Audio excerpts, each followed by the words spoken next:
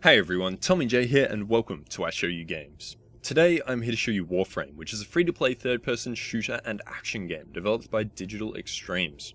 So to be honest, prior to Warframe I hadn't heard of these guys, and I don't really know how because they've worked on a lot of stuff. The company actually co-developed the Unreal Engine and many of the Unreal Tournament games before creating their own original IP, Dark Sector, which was released in 2008. After that, they assisted 2K with the PS3 version of Bioshock, and were responsible for the multiplayer portions of Bioshock 2 and Homefront. They were also involved in the development of The Darkness 2, and developed the game for the movie Star Trek Into Darkness. So they're pretty experienced both with PC games and consoles.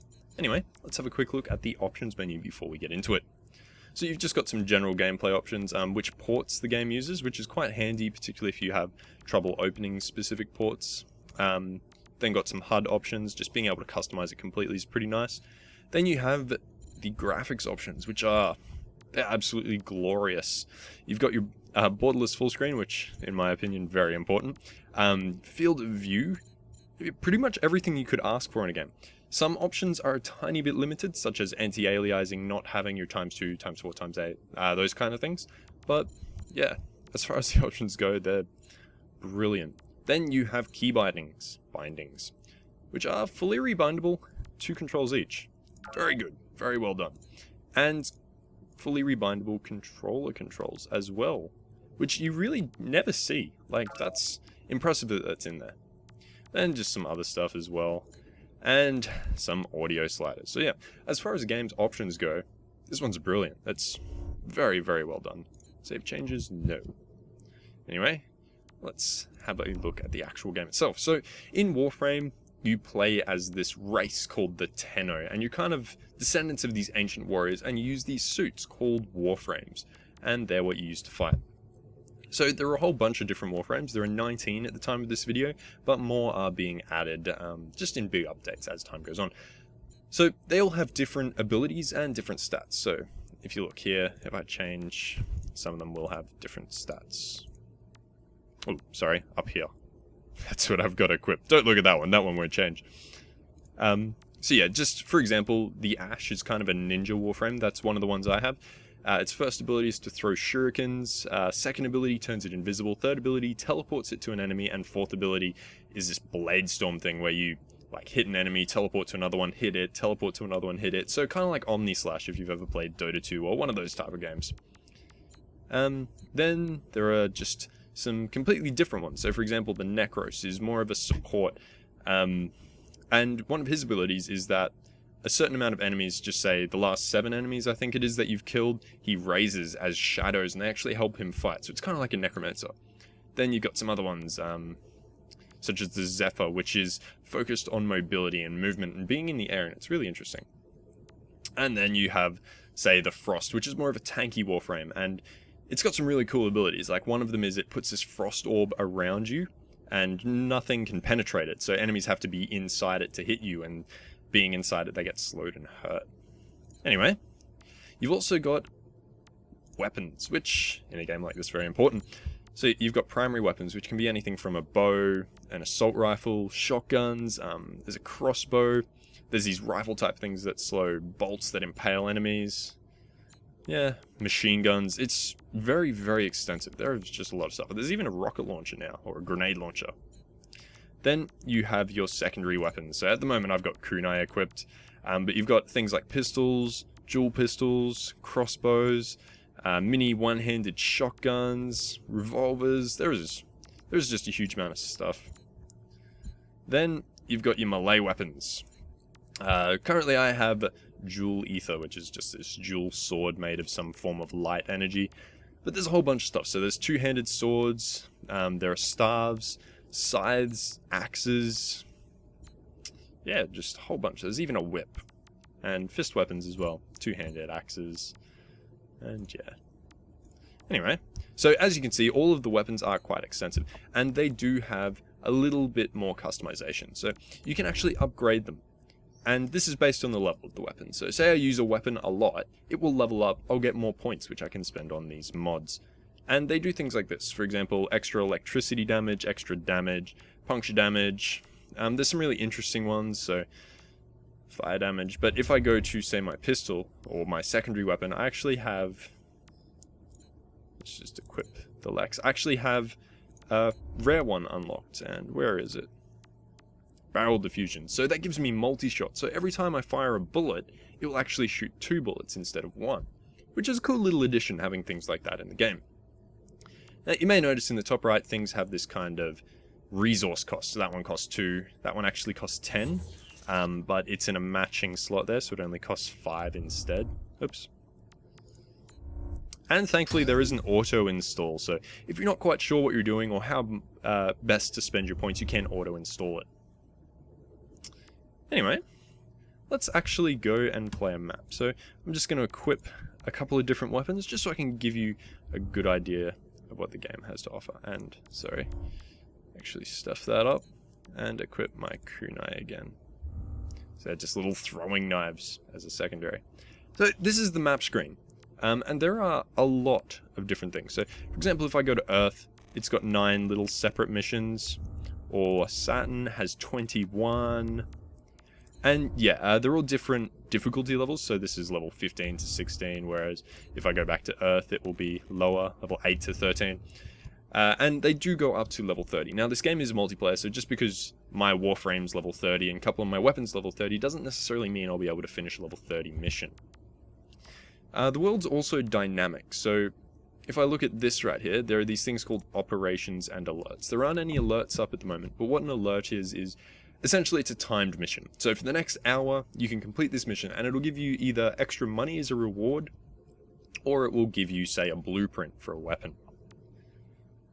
There's also operations, as I mentioned, and operations are kind of, one race tries to take over another race's planet. So for example, Earth is controlled by the Grineer, which are one of the 3 races, and the Infested have been taking it over. So let's actually do one of these, and the Grineer will reward me for helping them take back their planet.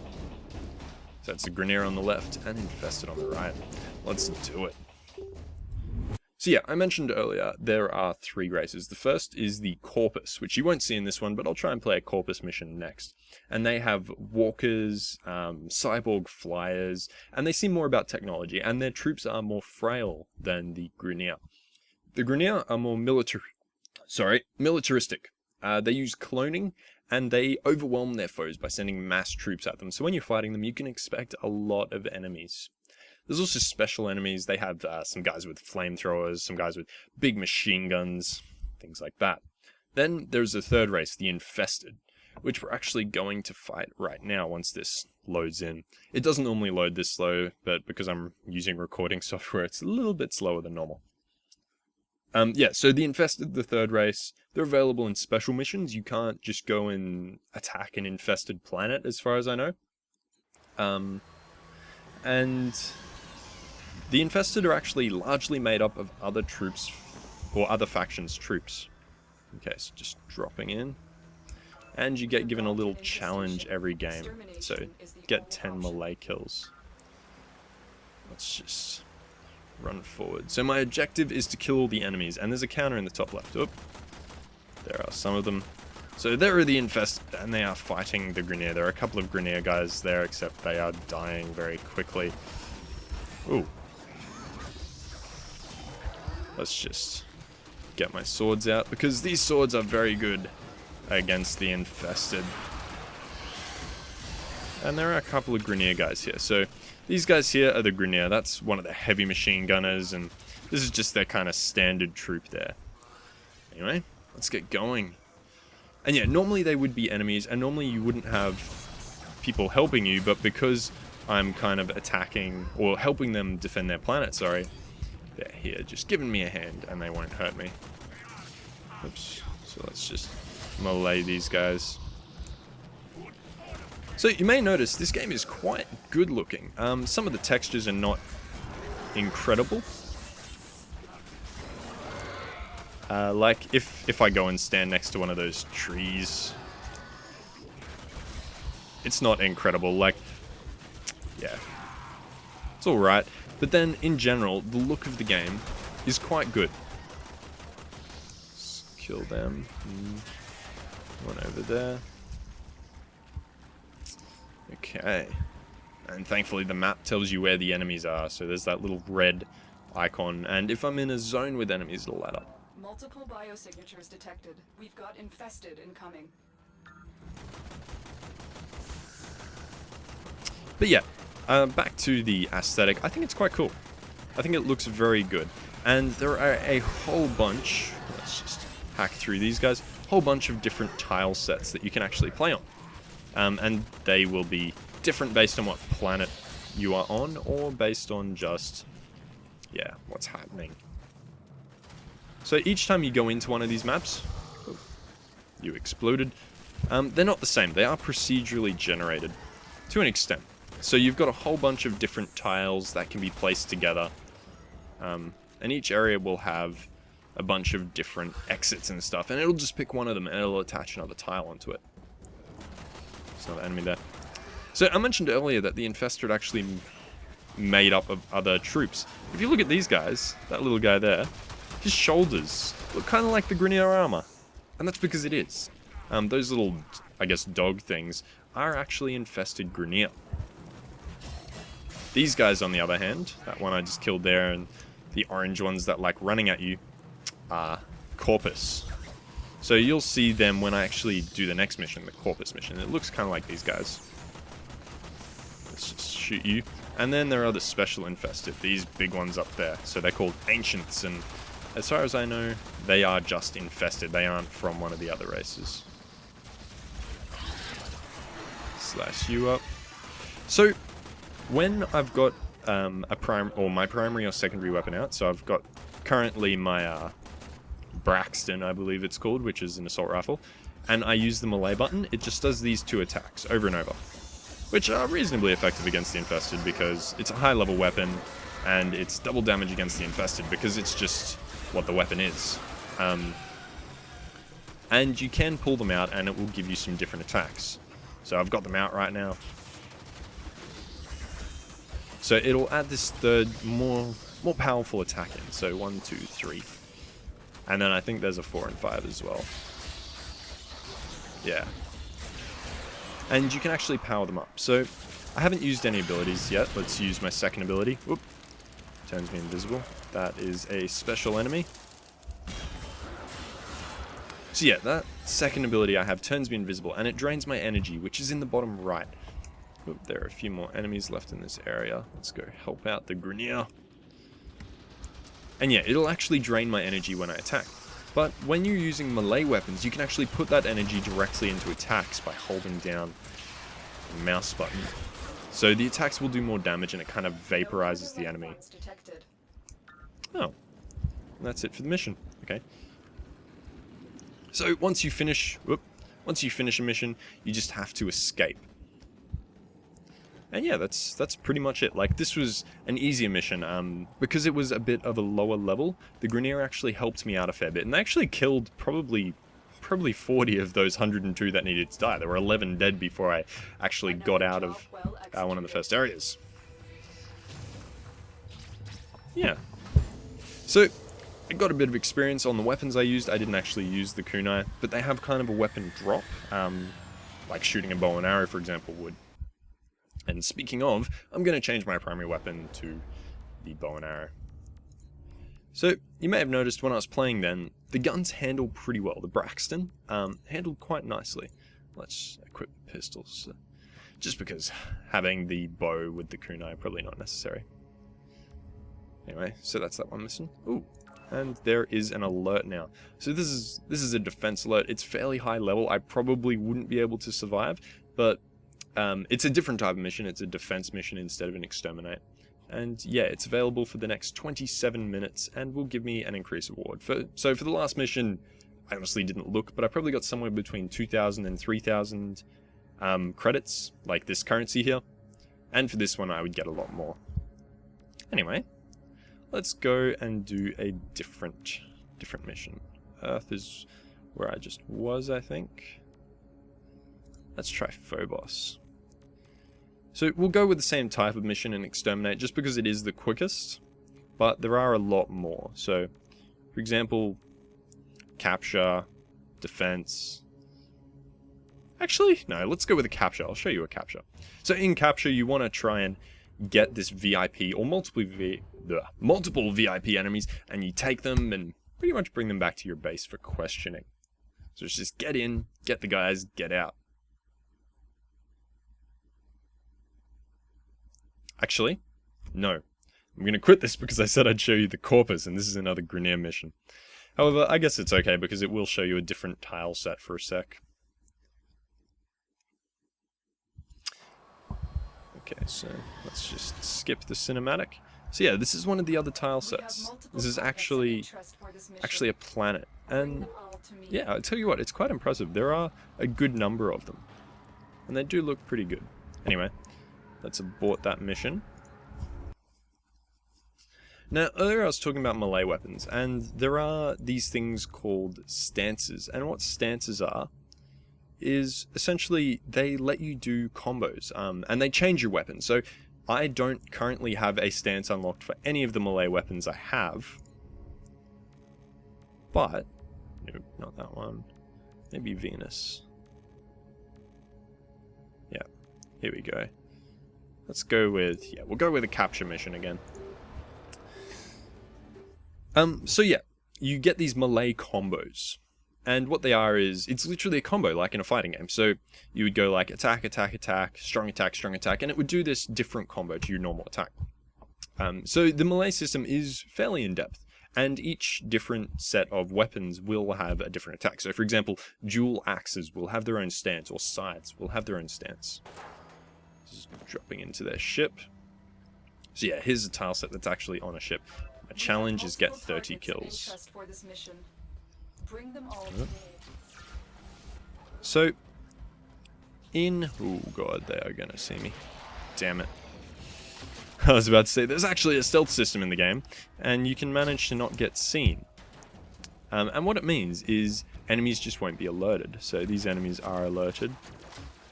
Oh, missed. Nope, no alarm. And they will try and trigger the alarm and stuff like that. Ugh, and they did. They got one of the other ones. These are high-value targets. So these are the corpus, and yeah, you may recognize them. Let's just slice you guys up. Shoot with my bow. Some of the weapons actually have some real good impact. So when I hit this guy with an arrow, he's going to get thrown back into the wall.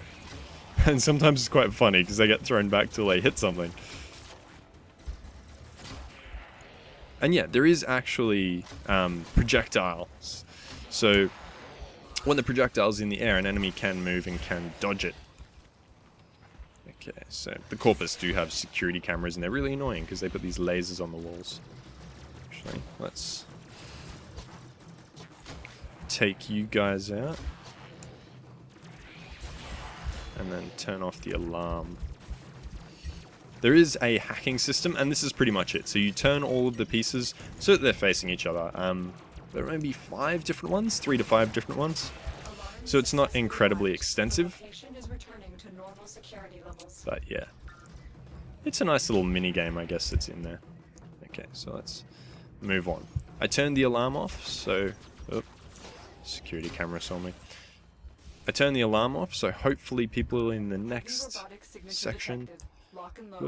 won't know I'm coming. It's just, yeah, see, they are unaware. So if I kill someone silently, bam, and no one else sees, damn it, they won't actually raise the alarm. And you can go through the game stealthing. There's one of those droids I mentioned earlier, or cyborg flyers, I think I called them.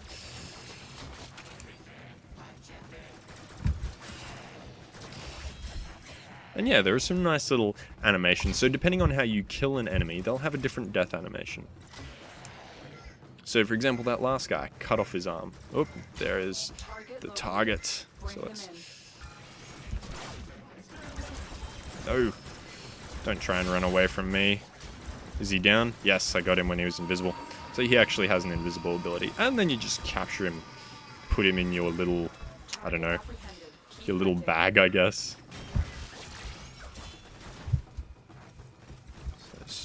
Let's just take out that flyer because it's shielding things. Oh, okay. Well, my little cyborg dude can take it out. And yeah, you do have this little thing that follows you around, so mine's just right there, and he shoots at people, which can be annoying because they can alert enemies. But you can put a little mod in them that stops them doing that. Yeah, let's just move on. Have another enemy to capture. Oop. Oh well. Fire got him. So there are a lot of different modes, as I mentioned earlier. Let's arrow into you. And into the security camera. Oh, and they triggered the alarm again. Ooh, actually locked out the door. So I can't move on right now because they have triggered the lockdown. So I need to hack the thing. This is a different one. Let's just do that. And they are quite easy. You'll never really fail them. I failed one once just to check what would happen. And it just hurts you a little bit. Damn. Okay, let's swap it up to the pistol. Use something a bit different. So yeah, as I said before, the guns do feel quite good. And you do get recoil. There's good impact. Oop. It's a suicide flyer. And you know what? Before I was talking about guns, I was talking about the different modes. So I might finish that before I change topic again. Oop, let's shoot you. So there are a lot of different modes. For example, there's deception, where you actually get given a data thing to hold, and you take it with you and you upload it to the enemy computer. Then there is spy, where you locate and just hack a terminal, like you're trying to get information from them.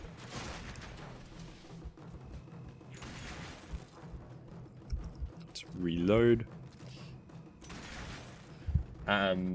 There's defense, where you protect an artifact from waves of enemies, and then you have like every 5 levels or so you can choose to leave. Oop, was that the target? It was. So get him on the ground. There you are, and now you are mine. So now we just have to escape. Excellent work. We'll interrogate the captive back at base. Your part is done here, Tenno. What else is there? Well, I think there's 13 modes in total. So there's extermination, where you kill all the hostiles in a level. There's survival, where you fight an endless horde, and that one's actually interesting because there's a limited oxygen supply. Is this the right? No, this isn't the right way. Hey, you guys leave me alone. Yeah, there's a limited oxygen supply, and they'll actually beam in oxygen for you to use. And if you run out, you start suffocating, and yeah, so that's a really interesting one. And the longer you last, the better your rewards. Oop, run away.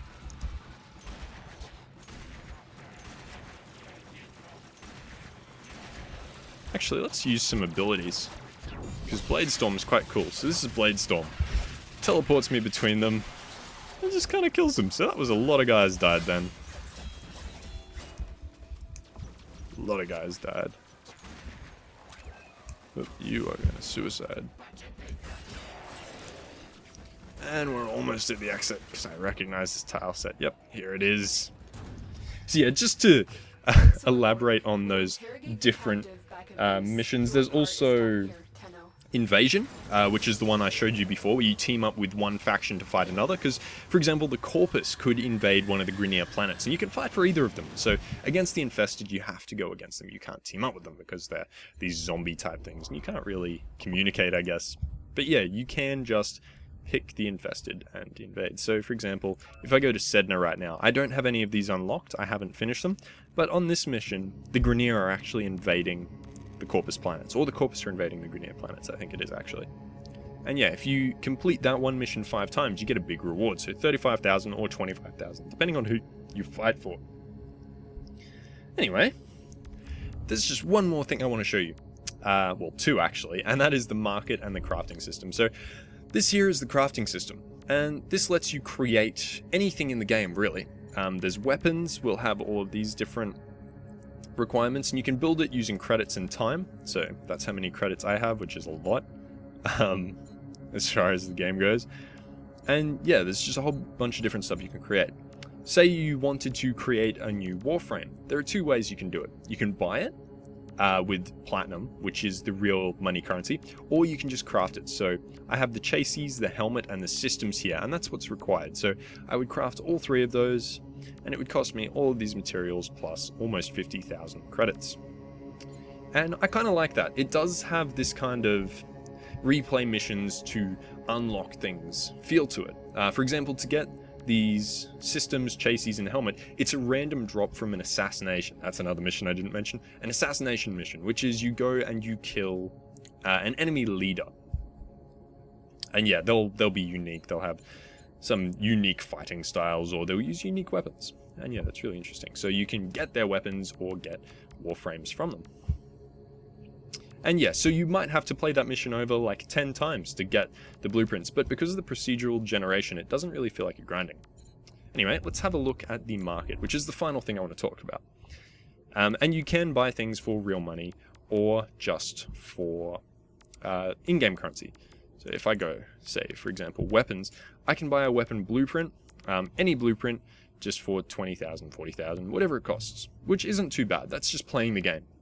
Or oops, sorry, that's featured, that's not what I was looking at. Or I can go into here, where I can buy them for platinum, which is the real money currency. And just to give you an idea, it opens it in a web page, but this is how much platinum costs. It's $50 for 1,000 is pretty much the average, so 200 will cost you about $10.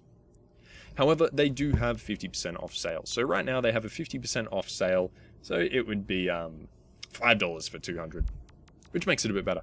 But yeah, because of the type of game it is, it does have that little bit of grindy feel to it. It reminds me very much of Diablo's different style, or Diablo's style of getting loot and that kind of thing. So yeah, you don't really need to buy it with real money. Anyway, overall, this game's quite fun.